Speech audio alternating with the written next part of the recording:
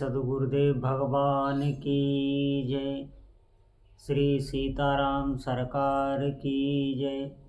श्री राधारमण लाल की जय। श्री गौरी शंकर महादेव की जय। सभी दर्शकों और भक्तों को कोटि कोटि प्रणाम। सबको प्रेम भरा जय जय श्री राधे, जय जय श्री सीताराम। जितने साधक हैं बहुत ध्यान से सुनेंगे और बहुत महत्वपूर्ण विषय है। देखिए, इस सत्संग का उद्देश्य बिल्कुल ऐसा नहीं है कि आपकी श्रद्धा को कम किया जाए। सनातन धर्म पर इस समय जो भीतरी घात हो रही है, शायद जो हमारे गृहस्थी साधक हैं, जो भावुक होकर धाम आदि में जाते हैं, जिनके भीतर लालसाएं होती हैं कि भगवान की कोई अनुभूति हो, उनका प्रेम पात्र बनूं, ऐसे साधक बहुत ही सावधान रहें। जो आज का समय है, आप निश्चित समझें, वो बिल्कुल चारों तरफ धन का ही आकर्षण है। एकमात्र उद्देश्य धन रह गया है। ये मैं पहले भी कह चुका। केवल भक्ति का आचरण हो रहा है और उसका उद्देश्य धन है, और वो भी ऐसी मानसिकता हो गई है कि धन इकट्ठा करने की उसका कोई प्रयोग नहीं, लेकिन धन को इकट्ठा करने में स्वरूप रख लिया है साधु संत का, और केवल उद्देश्य धन। निश्चित ये खुला बात मैं कह रहा हूँ। तो सभी जो भी साधना में चल रहे हैं, उन्हें अपनी श्रद्धा को बचा के भी रखना है, क्योंकि ऊपर से एक समस्या ये भी है कि कोई वैष्णव दोष ना हो, किसी भक्त का दोष ना हो। लेकिन ये समय ही ऐसा है, इसमें कोई बच नहीं सकता, कोई भी नहीं बच सकता। आप समझिए। तो इसीलिए हमारी कभी श्रद्धा कम ना हो, तो हमें ऐसे संतों से ही, उनके ही अनुशासन में, उनके ही वचन सुनने चाहिए। आप बहुत ध्यान से सुने, ये बहुत महत्वपूर्ण विषय है। हमारी श्रद्धा डगमगा जाएगी। क्यों? क्योंकि जब हम ही जाके धाम आदि पवित्र स्थानों में वहाँ कोई भी संयम नहीं रखेंगे, मनमानी आचरण करेंगे, मर्यादा से नहीं जाएंगे।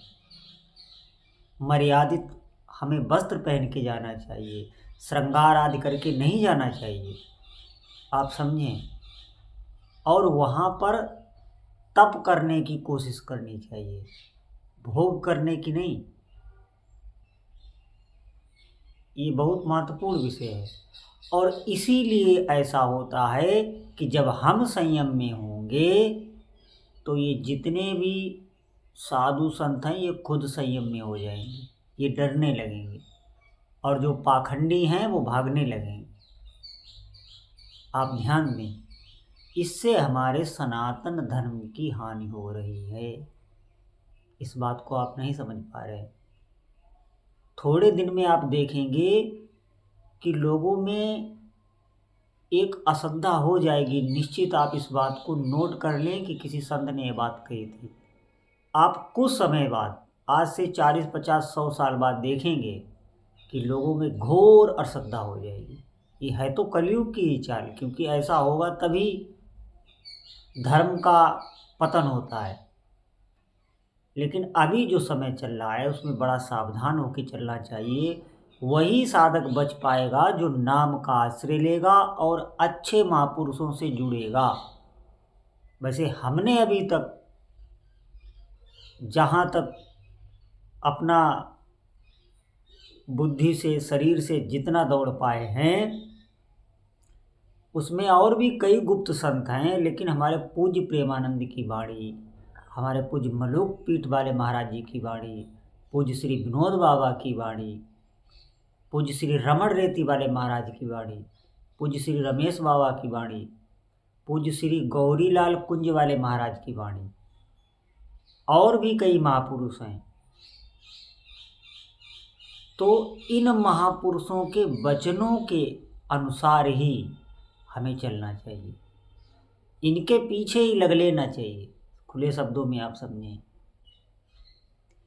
क्योंकि अगर जिसका उद्देश्य ही नहीं है भगवत प्राप्ति, देखिए घर परिवार छोड़ा, सब कुछ छोड़ के आए, बने बाबा जी, लेकिन उसके बाद धन इकट्ठा करने में लग गए। आप समझिए, जब आपकी बुद्धि धन में लगेगी तो फिर आप युवतियों से बच नहीं सकते।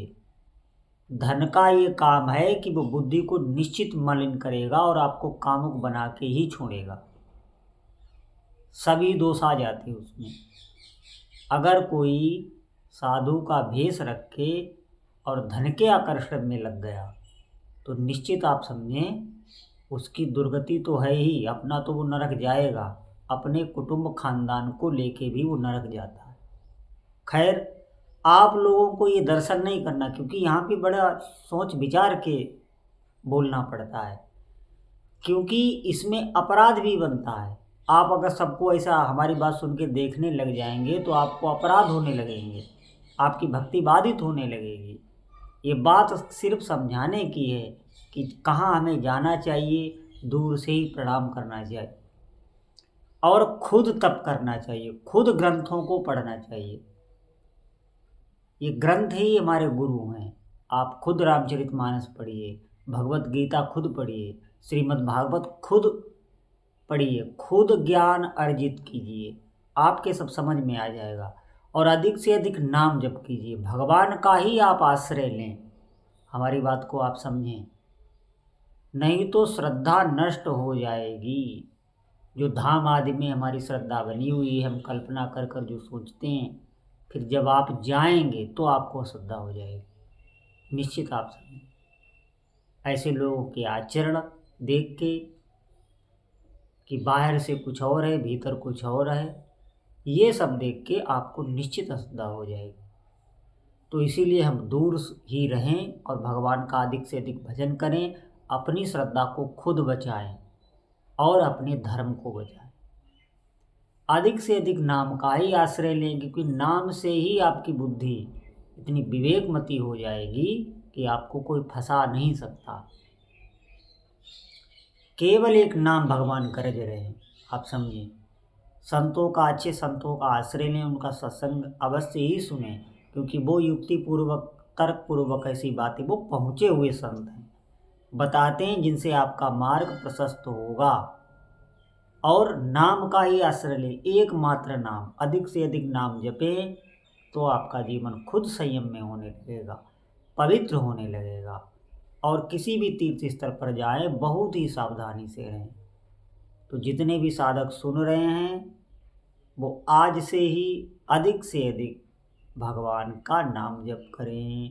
बोलो जय जय श्री सीताराम।